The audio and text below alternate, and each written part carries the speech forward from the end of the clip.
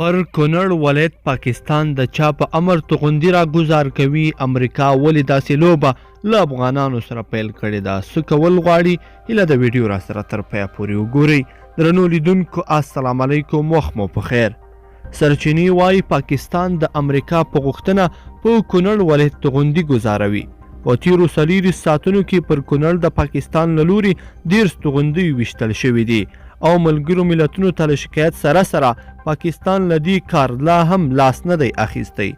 د حکومت یو لوړپوړي چارواکي سیحون رسپاڼې ته د دغو بریدونو په اړه وویل پاکستان د امریکا په غوښتنه پر کونړ د توغندیو ویشتل پیل کړي تر څو د سولې پروسه کې پر حکومت فشار راوړي.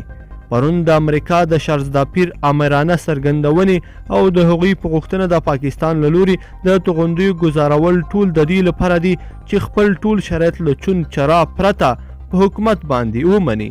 بهرنیو چارو وزارت له ډیپلوماتیکو لارو دغه شکایت پر ملګرو ملتونو سربیره د امریکا سفارت ته هم په مکتوبي ډول رسولی چې د ستراتیژیک او امنیتي تړون پر اساس اقدام وکړي، خو امریکا تر اوسه هیڅ نه دی کړي.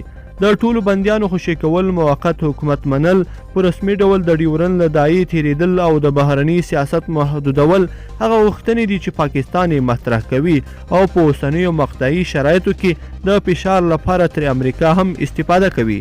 حکومت د دې لپاره چې نړیوالو مراجعو ته د سولې پروسې مخالف معرفي نشي په رسمي ډول د وروستیو فشارونو په اړه چوپتیا غوره کړې ده، هغه څه چې په ټولنیزو شبکو کې فعالان هم پر حکومت غوسه کړي دي. لیدونکو په دې هیله چې دا مطلب به مو را سره تر پایه پورې کتلی وي. که مو دا ویډیو خوښه شوې وي نو سره لایک کړئ او چینل هم سبسکرایب کړئ.